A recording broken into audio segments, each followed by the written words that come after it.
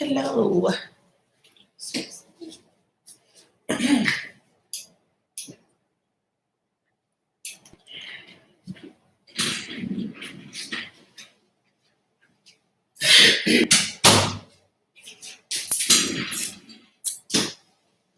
Okay.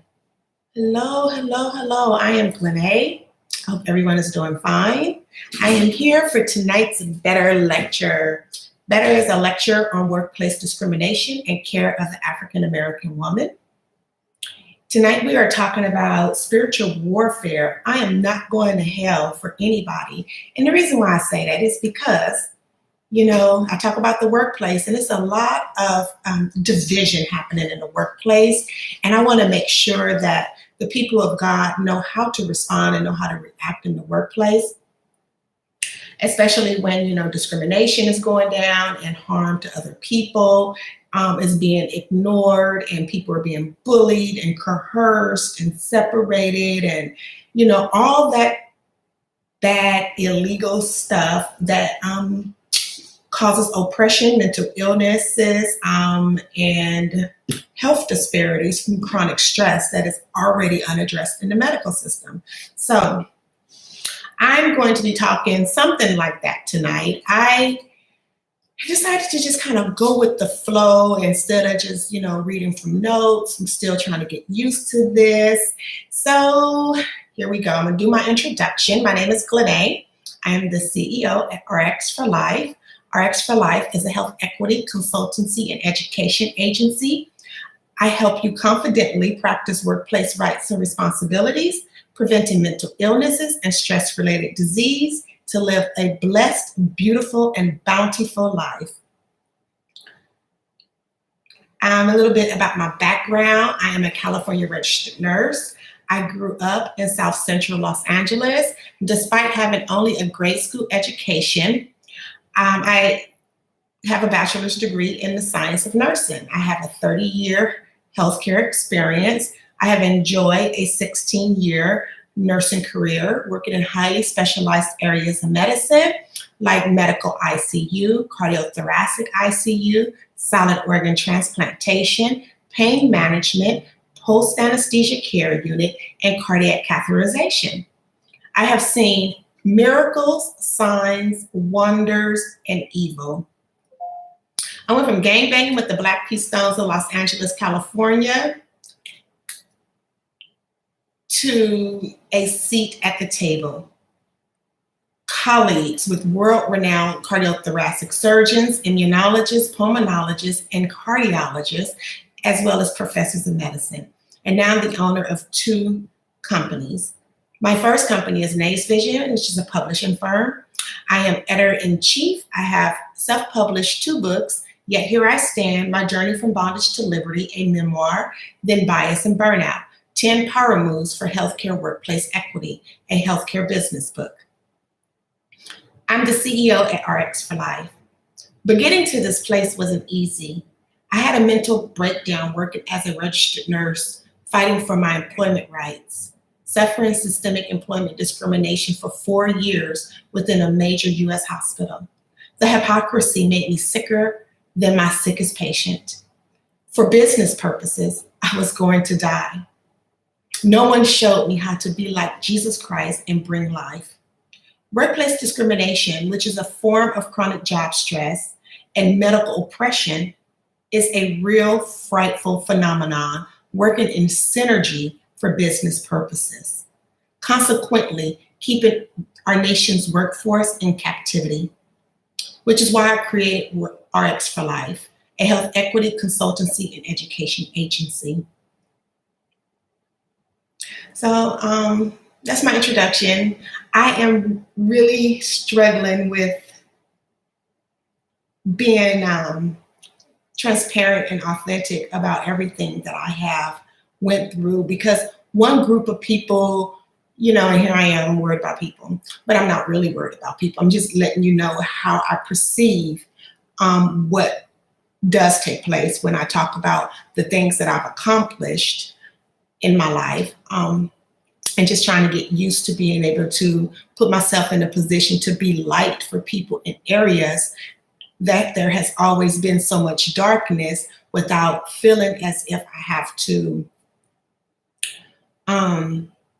be ashamed of what I've went through. You know, we all go through things for a specific reason. And I spent 4 years in systemic employment discrimination within a major U.S. hospital that was very dark because so many people, so many of my people, so many of the American people fall victim to workplace discrimination.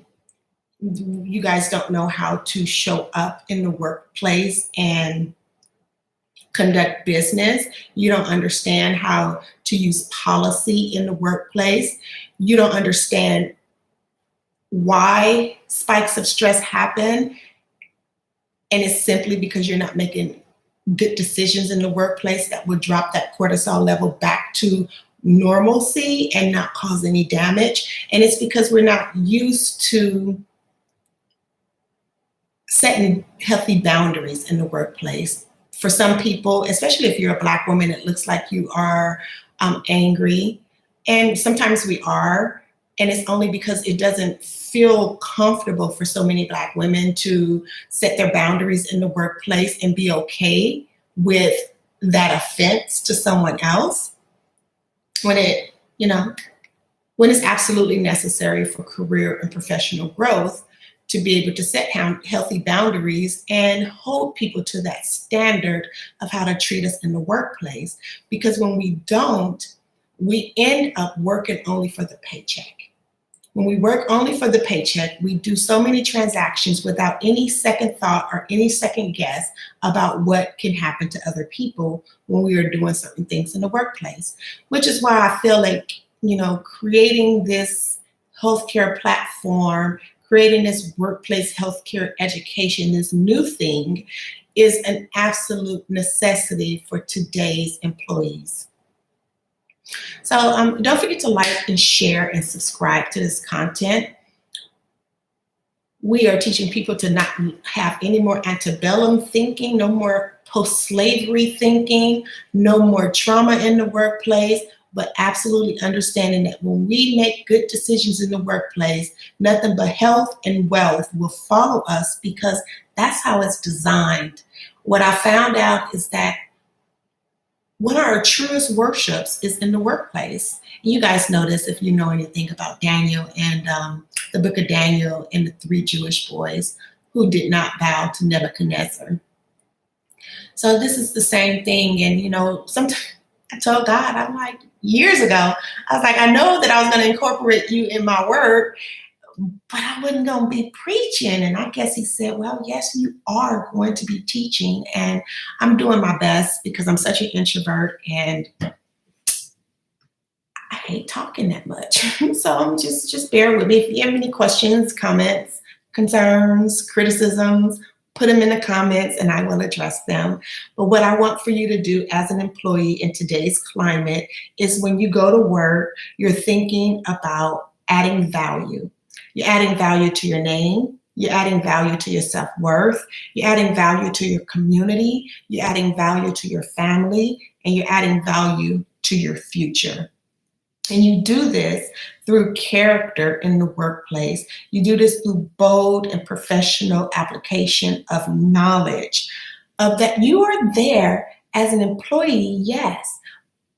And you're there to do certain tasks for your employer for compensation according only to the flesh.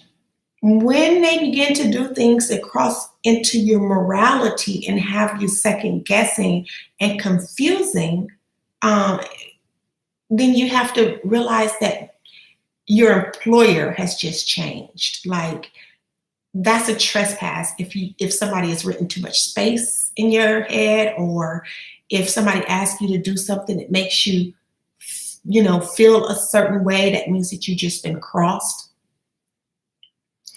And so that's your moment to decide, am I going to do this knowing that I'm not comfortable doing this? Are you going to not do it and say, you know what, I'm not going to do this because I'm not comfortable doing it, and I don't think that anybody should do it. And this is how you know that you have power in the workplace, because even as what they call it, subordinate employees, employees who are like just staff employees who are not managers, we feel as if we have to do everything that our manager says. And we do according to the flesh. But if they're asking you to do something like, what can I use an example? Use less than the recommended type of detergent or cleaning agent. And so reusing masks, just different stuff that is not how it is usually done. And when it's not done correctly, can lead to cracks and fractures and instability of anything that's happening in the workplace, and end up causing injury to someone else. So we do this a lot in our work environments, and we're accountable for those things to God. I don't know if you guys understand that, but when I was going through what I was going through in the workplace, I absolutely saw the hell and the outcome of following the instructions of my employer, of my doctor, when I was going through discrimination, which is a form of chronic job stress. You know, you get stressed out at work, and what do? You go to the doctor, you go to therapy, and they never really give you the right information for you to apply. And it's a dangerous position to be in when you are experiencing discrimination in the workplace, and you go to have conversation with someone, and you not only not get the information that you went in there for, which is information to stop the danger of the discrimination happening, they tell you that it's personal and confidential. So everything is being locked up and closed up in one room, and you're not getting the information out, and nothing is coming in, no new information for you to apply, new concepts to what it is that you need to overcome and accomplish in the workplace, which leads to toxicity. And that's a trauma, and it leads to just acidic environment, our own environment, when we do not express the things that needs to be expressed, or do the things that need to be done, so that we can overcome that obstacle and reduce stress, because it's all about reducing stress. Reducing stress and reducing your inflammatory processes is what keeps us healthy. Stress is the number one cause of disease. Stress is the number one reason people go to their doctor, especially employees. And like I said, when I was at work, when you're at work and you're doing certain tasks, you don't want to, when you're at work and you're doing certain tasks that you don't want to do, that's going to cause yourself some internal stress also. And I don't know about you guys, but I would rather, deal with outside stress and outside issues than to deal with it that's on the inside of myself, because who want to live with all that noise on the inside of them, when mental illness and stress-related diseases are absolutely preventable just by having the knowledge that you need and applying it. And I strongly believe that that knowledge is in the workplace, okay? Because employment is important, decision-making is important, and when you're hired, your company hires you, they make you do all of this. They make you do all of this onboarding for anti-discrimination and anti-bias policy that you are accountable to, but then they don't actually teach you what the concept is and what the process is and what you can expect. And this is why people don't do it, because it's so antagonistic. It's so much conflict. And if you had an ally or someone who has light available to show you what's going to happen, I think that we can prevent a lot of health disparities and workplace issues that is causing a lot of injury to people today. Okay, so I am not going to stay long. I woke up today and had a very hard time just about everything that's happening in the world, and just really what my role is for the workplace. And, I've been providing workshops for people wanting to file religious claims of exemption from not taking from not taking the vaccine that mandates that they have at the hospital. I've been talking to a lot of colleagues who have walked away from the nursing profession, and it's heavy, you guys. A lot of things are happening. So if you want a religious exemption, I would leave the link in the comments, and then you guys can come there. If you have any questions, please let me know.